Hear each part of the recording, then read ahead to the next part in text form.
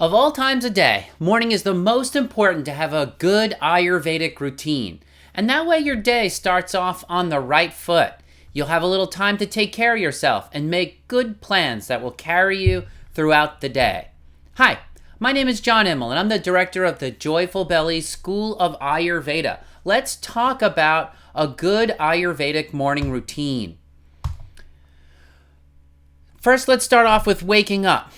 Wake with the sun. Humans are diurnal animals. That means we're meant to function in sunlight. So wake up with the sun. If you're a Vata person, you can stay in bed a little bit longer. If you're a Kapha person, you can get up a bit earlier. That'll be balancing for your body type. But generally, you want to have just a little, keep the blinds a little bit open so that you can wake with the sun, not that you're totally blocking out all the light. Then consider your schedule for the day. When even before you get out of bed, often I will say a little prayer or do a little contemplative exercise, consider my schedule for the day. And one of the questions I like to ask myself is when, where, and what will I eat for the day? If you'll remember in our bare bones morning routine that I discussed earlier in another video, the skeleton of a good routine is the time you get out of bed, the time you go to bed, and the time you eat meals. So I like to start by thinking about that. And that way I know that the bones of my routine are always good. Okay, so you get up, empty your bladder. Your body does a lot of detoxing during the night. So you want to just, in general, you're going to be eliminating toxins upon waking as a general rule of thumb. So what are some of the ways that you do that? Emptying the bladder, emptying the bowels, brushing your teeth, scraping your tongue, etc. Let's talk about that. So brushing your teeth. Your mouth is relatively dry during the night, and that allows bacteria to accumulate on your teeth. So I was brought up by brushing my teeth at night. That's great. I still do that. But what I've learned is that I also have to brush it in the morning. And that disinfects your teeth in the morning, protects your teeth. So brush your teeth in the morning as well as before bed. Also, that brushing starts to stimulate your body. The toothpaste that usually has a stimulating taste as well. So brushing and the stimulating taste of toothpaste will start enlivening your body. Then you scrape your tongue. Before, by the way, you brush your teeth or scrape your tongue, you want to look at your tongue. That's part of your health assessment every morning. Just start to notice how your health corresponds to, or how the coating on your tongue corresponds to different changes in your health. Cracks on your tongue, color of your tongue, etc. We have a whole video on tongue assessment. So clean your tongue with a tongue scraper next, or even a spoon. And you're not just going to scrape the skin off your tongue, right? You're not going to I've had clients that tried to do that where they were just so rough with the tongue scraper that they literally damaged their tongue. So be gentle. You don't need any pressure when scraping your tongue. Scrape 2 or 3 times and spit the contents out. Don't swallow it. And so cleaning your tongue removes toxins and gives you a healthy sense of taste so that your taste buds are working really well. And one more thing about that, I said before, coating on your tongue corresponds to health. It especially corresponds to toxins and condition of your blood plasma, as well as the strength of your metabolism and rakta. Rasa, rakta are 2 words for the different ways that Ayurveda looks at the blood. Also, your tongue coating can show you how things are going in your digestive tract too. As I said, more information about that in the tongue videos. Then oil pulling. And this is controversial. I have not seen any evidence for this. I just want to say that up front. But I do like the way it feels. So there's got to be, if you like the way it feels, there's probably something it's doing for you. Some say that the toxins are attracted to the oil. I don't necessarily believe that, but I don't have proof it doesn't. Others say the oil nourishes gum tissue. Anyway, oil pulling, this is what you do. Is you take about a tablespoon of oil in your mouth and you swish it around your teeth. And sesame oil, coconut oil are antimicrobial, so that is going to, that's a pretty, valid claim that it's going to help with the antimicrobial action in the mouth. So, but it feels good too. Try it out. See what you think. Then after you've cleansed out your whole mouth, you can drink some warm water, and you can also put a little squeeze of fresh lemon or lime juice. And so that warm water is going to stimulate your bowels so that you can evacuate the bowels. It's also going to stimulate your digestion, get your Agni up, and the warmth is going to revitalize your blood, get your blood moving a little bit. So generally your body's dehydrated after when you wake up, after not drinking anything for 6 to 8 hours. So drinking in the morning can also give your, as it hydrates you, it helps and aids your kidneys to pee out more toxins, right? That, like any toxins that have accumulated in your blood, the extra fluids in your blood will give some material for your kidneys to flush out toxins. If you're Vata and you're prone to dehydration, add a pinch of salt, and then that little bit of lemon gently stimulates the liver to release bile, and that can help detox, and also can help act as a mild laxative. So hopefully that stimulates a good BM, and you get that stool that's been sitting in your intestines all night out of your body.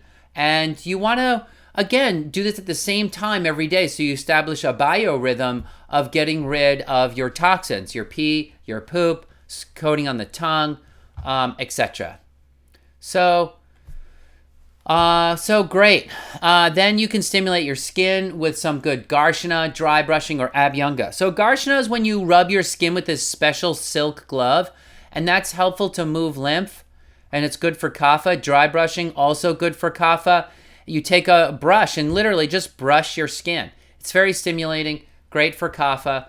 Abhyanga is a full body self-massage with oil, and that's best for Vata, and I'm going to show you how to do that in another video. If you have very oily skin, Abhyanga's not right for you, right? But if you're dry Vata skin, Abhyanga's great. But if your skin is really dry, you don't want to do Garshana or dry brushing. That may not be for you. Another thing I'll say too is this technique of full body massage with oil does take a lot of time. And it's wonderful. It's great. It's one of my favorite things in Ayurveda, but it does take a lot of time. So some people can only do it a week only. Whatever you do, what you can. Take a nice shower, cleansing and refreshing your body. Make sure the water's warm, not hot.